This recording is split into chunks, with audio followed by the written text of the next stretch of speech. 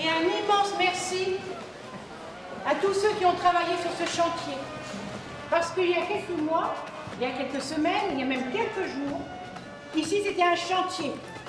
Alors merci aux maçons, aux couvreurs, aux plombiers, aux électriciens, aux serruriers, aux plâtriers et aux peintres.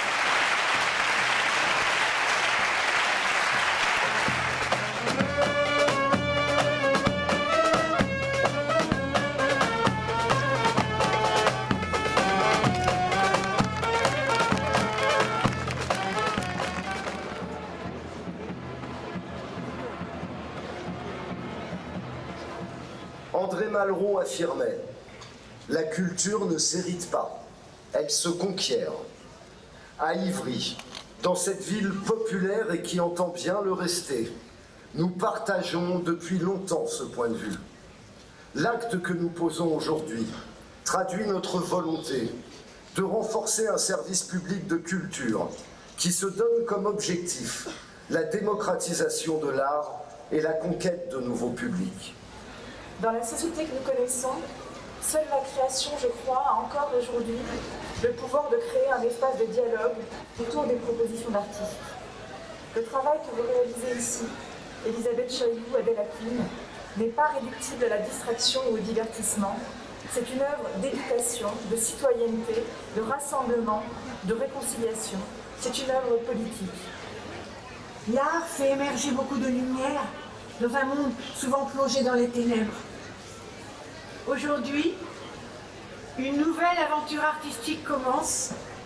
La Manufacture des œillets, réhabilitée avec le talent de Paul Ravon, sera un lieu de convivialité, un miroir de la société, ouvert à tous, attentif à tous, un outil de travail à partager avec d'autres artistes.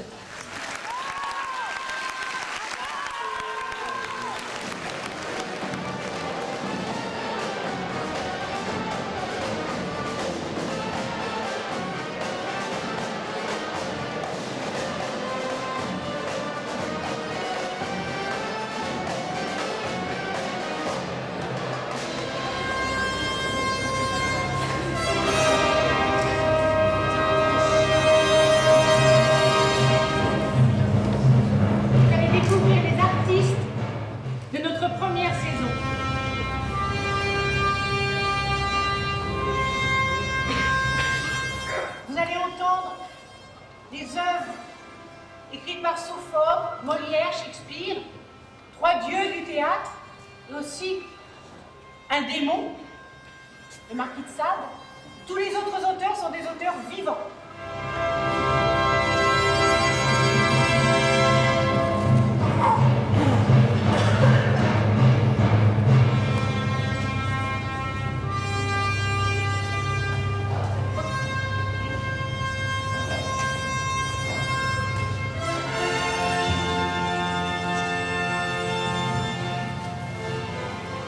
J'ai fait un rêve, ça passerait l'engin de l'homme de dire ce que c'était que ce rêve. Hein. L'homme n'est qu'un âme s'il voudrait l'exposer, ce rêve. Je pensais que j'étais... Pas homme sur terre pourrait dire quoi. Je pensais que j'étais... Je pensais que j'avais... mais l'homme n'est qu'un fou à grelot s'il voudrait dire ce que je pensais que j'avais. Et toi? Allez, allez. Hop. Je vais dire à Pète-Coince de m'écrire une ballette sur ce rêve. Ça s'appellera le rêve de Pète. Le rêve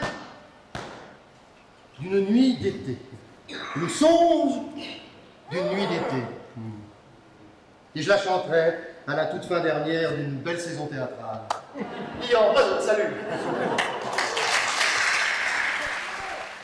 Je suis retourné à la classe ouvrière dans laquelle je suis né et à laquelle j'appartiens. Je n'ai plus envie de monter l'imposant édifice de la société qui se dresse au-dessus de ma tête ne recèle plus aucun délice à mes yeux. Ma foi va à la classe ouvrière. Comme le disait un Français, l'escalier du temps résonne à jamais du bruit des sabots qui montent et de celui des souliers cirés qui descendent.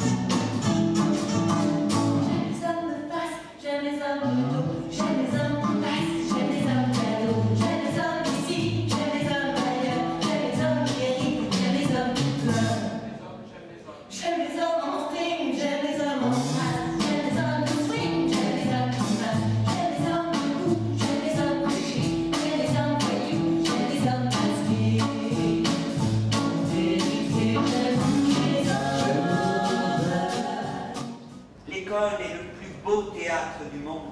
Car l'école est un théâtre libre, exempt des contraintes de toute production et surtout de tout accord avec l'opinion courante. On n'a pas à chercher si on est accepté par le goût public. Cela se passe ainsi. C'est quoi le théâtre? On se sépare, on cherche. C'est ce qui me permet de fuir et d'échapper à mon existence. Le théâtre, c'est nous. C'est une manière de mettre le focus sur le sublime et sur le grotesque de notre condition humaine. Faire vivre l'écriture en la représentant. Le théâtre, c'est un art où on exprime des sentiments, des actes. C'est comme le cinéma, mais avec de véritables personnes devant nous. La réflexion en commun est fondement de la vie en société. De la confrontation des idées et le partage des expériences uniques de chacun des uniques que nous sommes. Le but de la dictature est d'empêcher les sujets de réfléchir. Le théâtre ne peut pas répondre aux questions sociales ou politiques.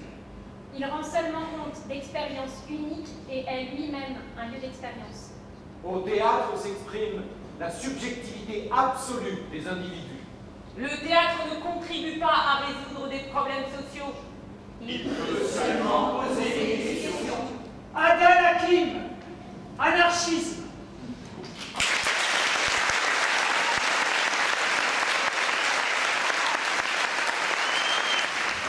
Je suis fatigué, très fatigué. Là, il y a un lit, vous pourrez dormir. Mais il y en a déjà deux qui sont couchés dedans. Mais ça vous fera de la compagnie. Je veux un lit pour moi tout seul. Oh, ça va pas que t'as, et il a passé ici. Pas ici, Allez, hop. là-bas. Donne-nous les yeux passants pour voir l'obscurité. Donne-nous des dents robustes pour qu'elles puissent tomber. Donne-nous une gorge claire pour crier de douleur. Et des extrasystoles pour nous briser le cœur. Donne-nous la santé. J'étais allée au théâtre Caméry à Tel Aviv voir un spectacle de Anouk Levin, justement. Un spectacle répugnant. Ça fait mal, trop mal de voir autant de mensonges. Parce que notre existence ici, dans ce pays, mais ce n'est pas du caca et du pénis comme ils l'ont montré sur scène. Mais moi, en tant que public, mais je refuse de voir qu'on entasse sur la scène d'un théâtre subventionné avec mes sous, du pénis et du caca. C'est n'importe quoi. Mais moi, ce que je demande, c'est qu'une bombe à neutrons vienne pulvériser cet univers foireux, hein, bande de calculs véreux. Et puis, qui a dit que Dieu n'existait pas? Dieu existe, mais il est turc. En général, on me pose deux questions. La première, est-ce que j'existe? Me voilà. Auriez-vous une preuve? Non. Quant à la deuxième question, pourquoi ai-je créé le mal? À cela, je réponds.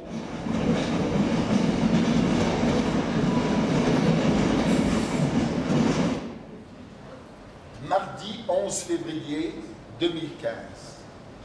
Autour de la table, 8 comédiens fument à tombeau ouvert et lisent la dernière pièce d'Adel Hakim, des Roses et du Jasmin.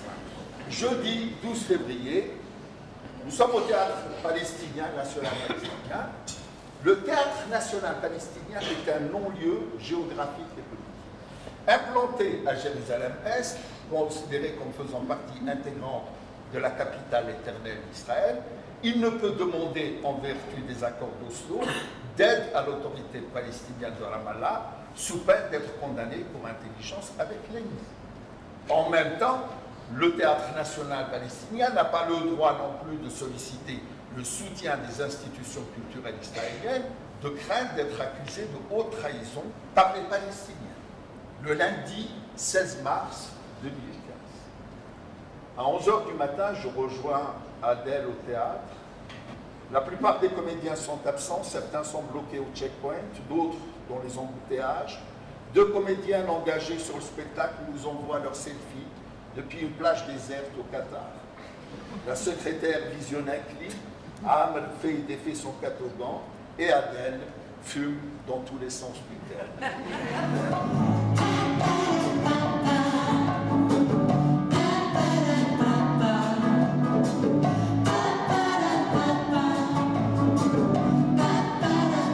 Quand on sera vieille, on sera comme nous. Mais en plus vieille, on doit c'est tout. On sera les reines de la tisane avec nos 2 manches en titane. J'aime les hommes en string, j'aime les hommes en strass. J'aime les hommes de swing, j'aime les hommes qui passent. J'aime les hommes de goût, j'aime les hommes couchés. J'aime les hommes voyous, j'aime les hommes masqués. Vous voyez devant vous 2 directeurs. Heureux.